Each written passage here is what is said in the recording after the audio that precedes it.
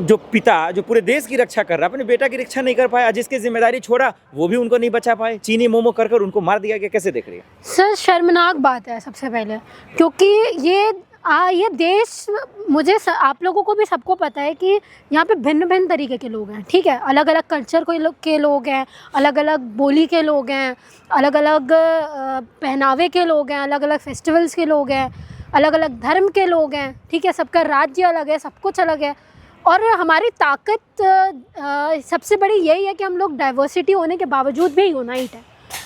पर कुछ संघी मानसिकता के लोग, मनुवादी मानसिकता के लोग, जिनके दिमाग में बस ये कीड़ा बैठ गया है कि हम लोगों को सिर्फ किसी को मार देना है, हम लोगों को सिर्फ हुड़दंग मचाना है, हम लोगों को सिर्फ किसी को जान से मार देना है, तो वो लोग यही करते हैं। पहले लोगों को मुस्लिम होने के नाम पे उनको प्रताड़ित किया गया, उसके पहले दलित होने के ऊपर प्रताड़ित किया गया, उसके बाद फिर आप ओबीसी हो तो प्रताड़ित किया गया, यादव होने के बाद में उसके ऊपर मूत्र छिड़का गया।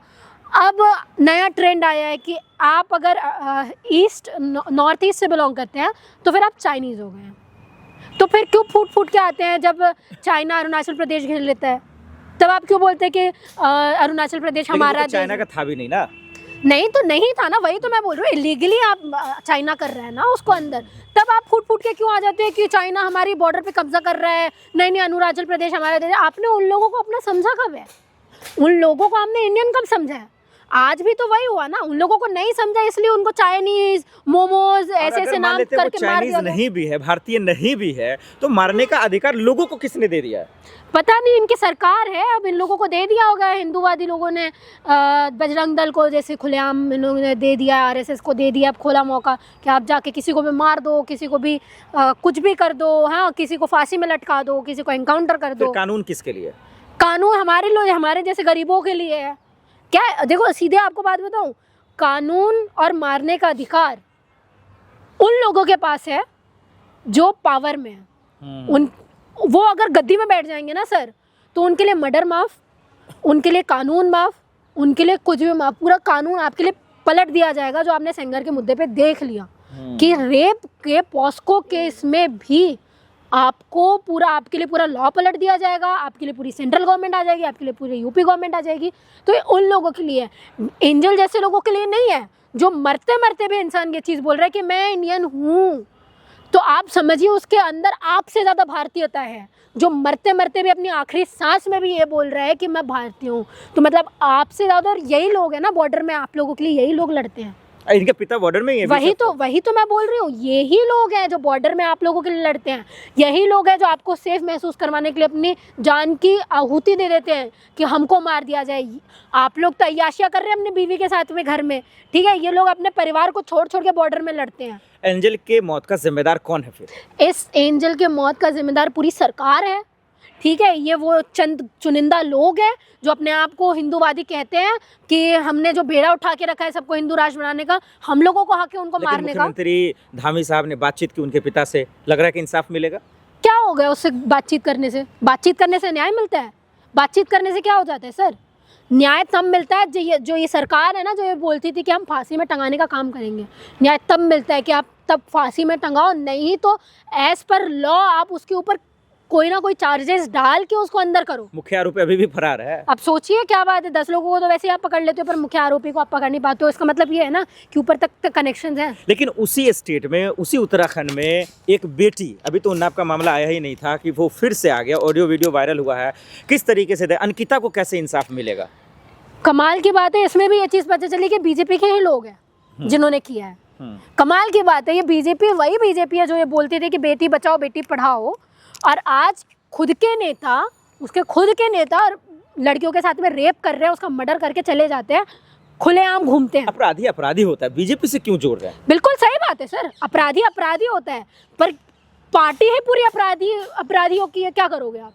नहीं तो पार्टी कार्रवाई भी तो करती है ना। नहीं तो क्या कार्रवाई करती है? होता है, पार्टी से निकाल दिया जाता है। ये वही पार्टी है जो सेंगर के लिए पूरे खुलेआम सड़कों पर उतरती है। ये वही पार्टी है। ये इस पार्टी की महिलाएं कुलदीप सिंह सेंगर के लिए पोस्टर लेके खड़ी होती है कि हम कुलदीप सिंह सेंगर के फेवर में हैं। ये वही पार्टी है सर, ये वही पार्टी है जो रेपिस्ट, लोग है जो यही पार्टी है जो रेपिस्ट को बचाती है, यही पार्टी है जिस पार्टी के अंडर में आसाराम बापू को पैरोल में छोड़ा जाता है, ये वही पार्टी है जिसमें राम रहीम पैरोल में 6-6 महीने तक बाहर रहता है, ये वही पार्टी है सर। ये रेपिस्ट लोगों की पार्टी है, ये क्रिमिनल लोगों की पार्टी है। ऐसे ही नहीं बोला जाता बीजेपी को कि ये वॉशिंग मशीन है। इसमें अब क्या है, अब टाइम ऐसा आ गया है सर कि जेल में इंसाफ करने वाले लोग हैं और बाहर खुलेआम घूम रहे हैं क्रिमिनल। ये वो टाइम है। कल को आपको जेल में पता है कैसे लोग देखने को मिलेंगे? आपको सोनम वांगचुक जैसे लोग देखने को मिलेंगे, आपको ऐसे लोग देखने को मिलेंगे जो इंडिया भारत होने की बात करते हैं, जो बात करते हैं इंसाफ की, ऐसे लोग देखने को धामी है, मोदी जी है, अमित शाह जी हैं, चप्पे चप्पे पे इनकी नजर रहती है। कोई बचेगा जी इनके कानून से? कोई नहीं बच रहा। कैसे बच रहा है? अब आप देख लो ना, जो उन्नाव की बेटी आई थी, आप ही ने कहा ना कि अमित शाह जी की पुलिस है, आई ना, गिरफ्तार किया ना उन्नाव की लड़की को कैसे घसीट घसीट के अंदर भेजा है, आपने देखा ना? भी तो मिला ना जी, आप दोनों एंगल से देखें। एक चश्मा पहना आपने। मिला सर, वो इंसाफ लोगों का इंसाफ था, जो लोगों ने दिलवाया है उस लड़की को इंसाफ। उन एडवोकेट महमूद प्राचे सर ने दिलवाया उनको इंसाफ, ठीक है? उस सरकार ने नहीं दिलाया है। तो ये वो सरकार है, मैं आपको बता रही हूँ ना, ये वो सरकार है जो अरावली को खत्म करने की बात करती है, वो सरकार है। तो अंकिता को सीएम धामी जी नहीं देंगे इंसाफ, ये कह रही हैं? बिल्कुल नहीं देंगे। देना होता तो दे देते ना, शर्म होती तो रेजिग्नेशन देते अभी तक। देखिए फिर आप आ गए इस्तीफा पे। आप लोग इस्तीफे क्यों मांगते हैं? क्योंकि हमने देखे हैं ऐसे लोगों को 26/11 अटैक में सर कि तुरंत लोगों ने इस्तीफा दिए हैं। होम मिनिस्टर ने इस्तीफा दिया है 26/11 के मामले में, हम लोगों ने देखा। नाकाम भी तो थे ये सरकार, मोदी की सरकार। ये सरकार नाकाम नहीं है, ये सरकार नाकाम नहीं है। बताइए, रेप अगेंस्ट वुमेन बढ़ते जा रहा है लगातार। एनसीआरबी की रिपोर्ट हमारी नहीं है, आपकी है। जेल में भी तो जाते हैं। कौन जा रहा है जेल में? बताइए, आप मुझे बताइए। कुलदीप सिंह सेंगर भी तो जेल में है, उनके आरोपी भी तो जेल में ही है। कुलदीप सिंह सेंगर को आपको पता है अभी बाकी जो आ रहा है वो भी जाएगा जेल? भेजा अंदर? मैं आपसे पूछ रही हूँ, भेजा? हाथरस की लड़की के साथ क्या हुआ? उसकी फैमिली को इंसाफ मिला? आप बताओ, मिला? उन्नाव की लड़की को इंसाफ मिला? क्या हुआ? आप मुझे बताइए ना। आप मुझे लिख के दीजिए कि नहीं होता है तो मैं मानूं। ये सरकार सर चंद कैपिटलिस्ट लोगों की सरकार है, जो अडानी अंबानी के लिए अपनी पूरी जायदाद ऐसे बिछ जाएंगे लोट के कि सर जो करना है आप वो कर लो। ये वो सरकार है, ठीक है? और ये वो सरकार है और आप बोलते हो मैं कैसे इस सरकार को मान लूं कि ये सरकार सच में काम कर रही है? आप मुझे बताइए। जिन मुद्दों के ऊपर सरकार को बोलना चाहिए वहां तो चुप्पी साधे बैठी होती है। बेटियां सेफ नहीं है इनके राज्य में? बिल्कुल नहीं है ना। बेटियां सेफ होती तो आप उठा के देखो ना, आपको पहले भी बोला एनसीआरबी की रिपोर्ट देखो। और ये बुलडोजर राज कर रहे हैं ना बहुत। मैं आपको बता रही हूँ, ये बुलडोजर राज बोल रहे हैं ना। यूपी में सबसे ज्यादा बुलडोजर राज है, लड़की आप सेफ हो गई हैं।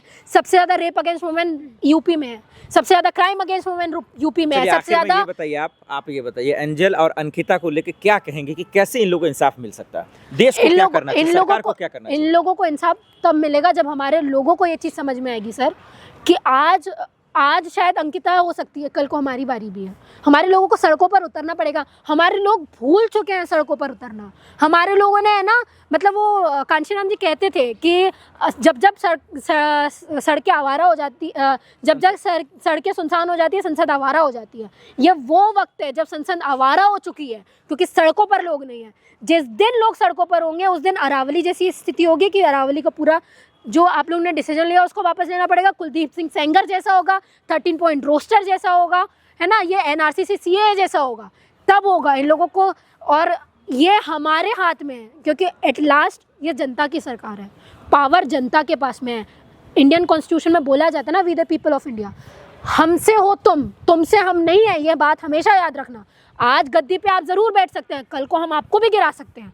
तो ये 70 साल तक, ये 40-50 साल तक कांग्रेस ही रही ना। लोग परेशान हुए तभी गिरी ना सरकार।